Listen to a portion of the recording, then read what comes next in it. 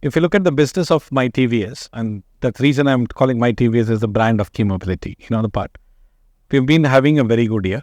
As we discussed in the last couple of times, myTVS have been providing market-leading growth.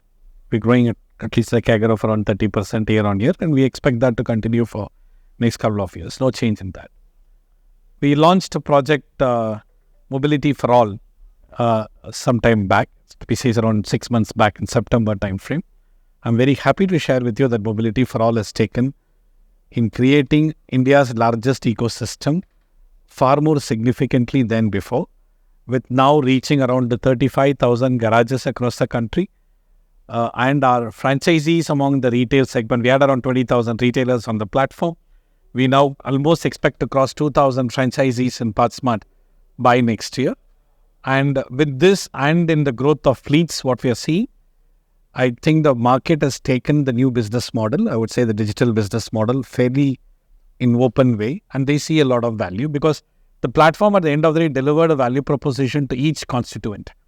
To the garage, it delivers all parts. It decreases his working capital. For retailers, it's a supply chain partnership, decrease working capital, increase in margins and profitability. For the fleet, it's uptime, predictability, and overall TCO. And that's how this developed in partnership with suppliers.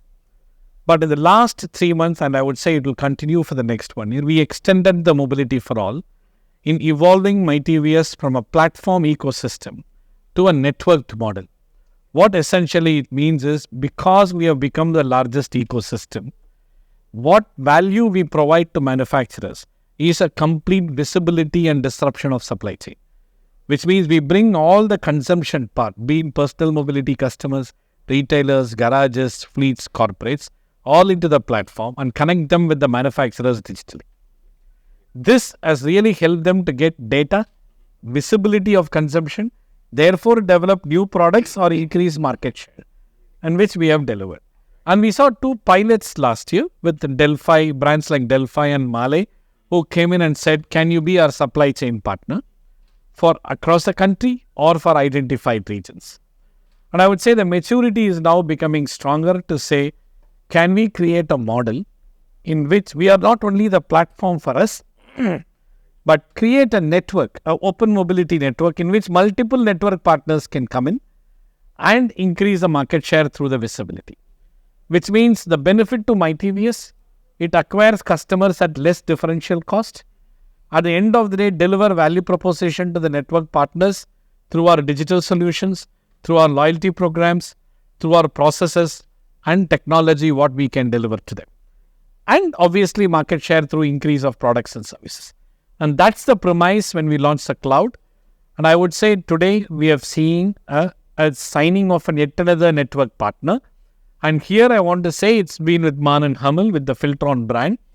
This discussion have been going for the last 2 to 3 years because a network model is something where the manufacturer commits to myTVS being the sole platform in which they use us to distribute to their network or to our network by therefore gain extra market share to where it can go to. Delphi was a case in point. I think the success of Delphi and Mahle really now helping more manufacturers come to the network and say, can we focus on this category? So it is no more about a network in isolation. We work along with the network partner, like Man & Hummel in this case with Filtron brand. Say, can Filtron be represented by myTVS in its network as a sole player, and at the same time to the extended network of their network or any other affiliated network, thereby increase the market share for Filtron and also in terms of getting a right product, right technology to the consumption brand. So in a way, I would say the traditional distribution is moving away from a push model to a pull model, but managed by data so that we can take localized marketing at the consumption point, either through new products or services or in reducing the inefficiencies in the supply chain. That's the whole partnership.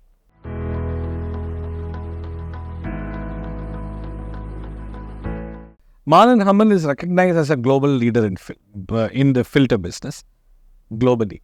But Filtron has been a leading brand in European part and not necessarily in other geographies by Man & Hummel.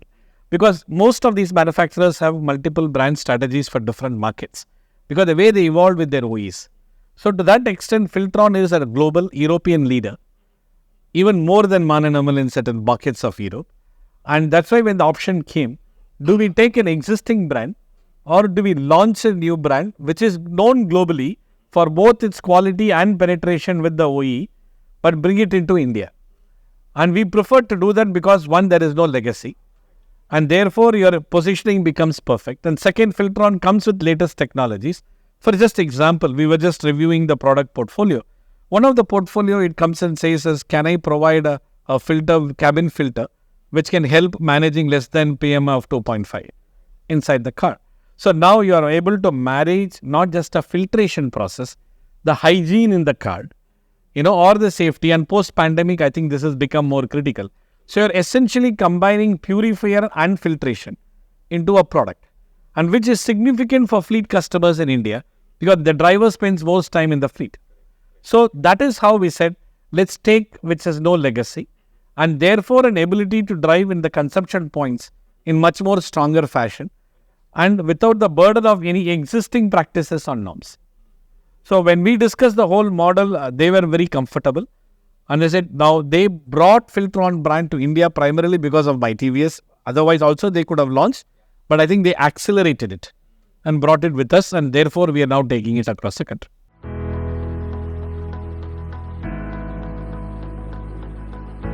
Filtron is available across passenger vehicles and commercial vehicles, so we'll be going the full hog.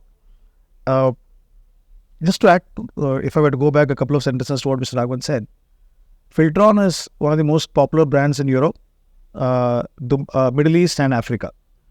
In India, people import Filtron in Opera House or in Kashmiri Gate. So it is a brand which people have heard about.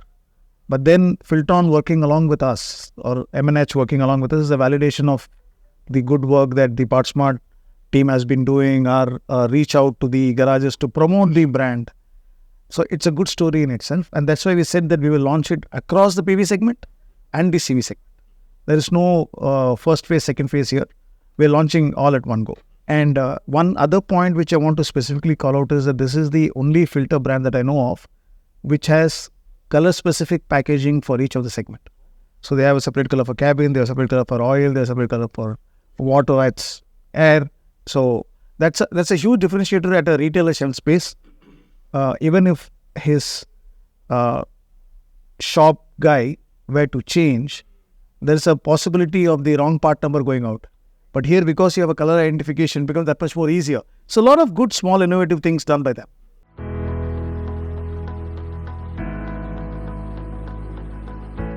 If you ask me how does it feel, it feels great. But it also brings in a huge sense of responsibility because we are answerable to both. One, in terms of our ecosystem, are we delivering the right product, right quality with the right price so that they can grow the business? The second is, are we removing inefficiencies in the supply chain so that the benefit goes both to the manufacturer and them? And third, are we translating the benefit of this ecosystem to the manufacturer for market share and gains? And when we do all the three together, I think that's a very unique position because the traditional distribution model is driven by contracts with the manufacturers with as geography limitation and product limitation. Here you are unlocking the value of geography limitation, and it is no more layered. It's direct to the customer, and it is the last mile consumption, be it our own COCO networks or the garage networks who in turn source it from the retailer, but no chain in between. And that is where I think this makes it very special. So I would say Satya was mentioning, it's a validation of last 4 years of developing a digital business model, and that translating to a credibility and trust of, rightly you put it, the big brands are now able to take a call of a nationwide preferred partnership or a sole partnership, which is not common.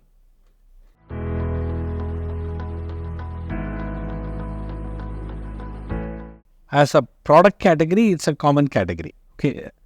But is there some product innovations happen? Yes. We talked about cabin filter. Satya talked about packaging, what they do. There are very small incremental innovations, which really helps in certain product advantages. That is one part of it. The second biggest thing when you enter into a commodity, filter is equally to a commodity. When we look at it, what is the supply chain difference you make? One is product and packaging difference. Not so much on the price because it's a highly competitive market. Then the big comes in supply chain. When you do a supply chain disruption, by addressing directly to the consumption, you really know which model of the car is being changed. You minimize the errors, as Satya was saying, which product is going through a digital catalog which Bharath uses extensively. The second one, the product packaging assists us in getting the right product and the right time.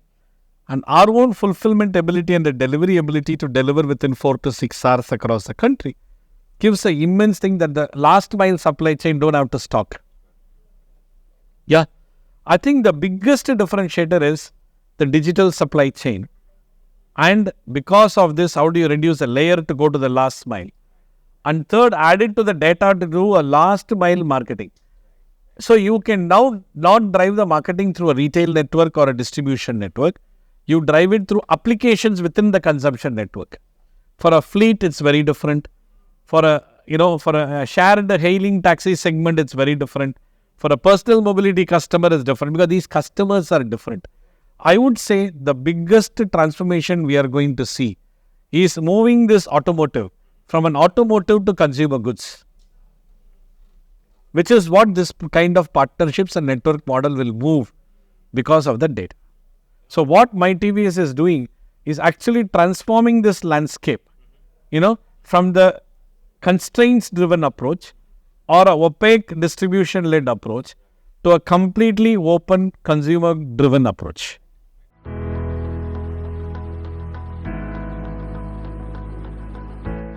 No, if you look at it, the key changes are one in the behavior of the last mile segment, because we are going and now telling them use technology so that you can diagnose it correctly. You are fungible across different vehicles and brands, and the brand's technology keep changing, so you need to keep learning all the time.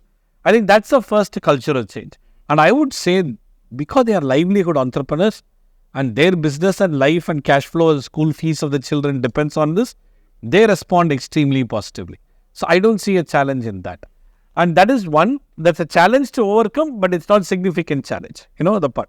The second is supply chain, which is difficult. In India, getting a supply chain to the part is very difficult, especially in an industry which is almost like healthcare.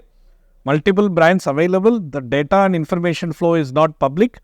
So, which Bharath and team did last 5 years in developing the digital catalog, and there is still a problem because the part numbers keeps changing. It's not an open industry.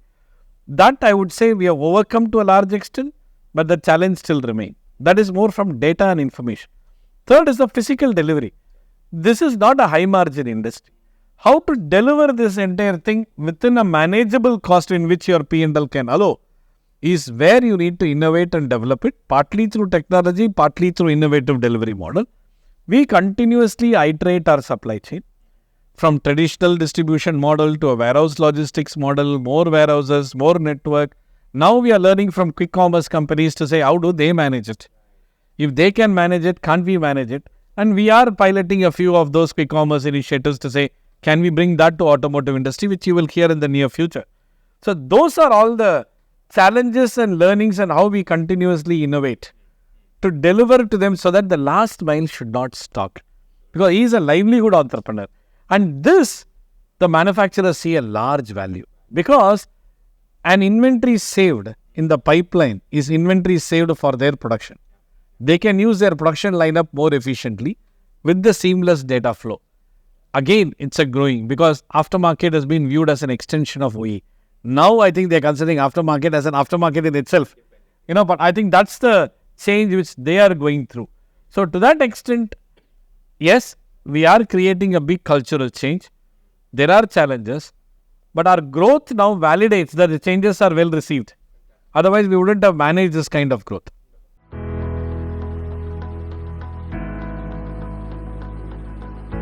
The critical part of the digital catalog is to get to the right part the first time.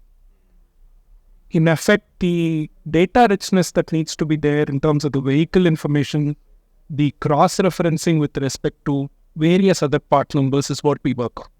to make sure that once you enter or search for a particular part, you hit the right part the very first.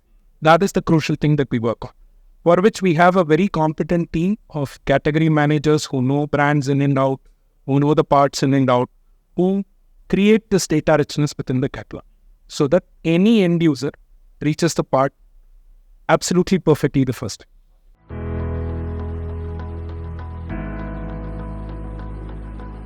We are absolutely excited to have Filtron on board. We're already hitting the market today with the products. We hope to make a significant difference in the way filters are sold in the market. Truly excited, and we'll keep our fingers crossed that we do a good job with it.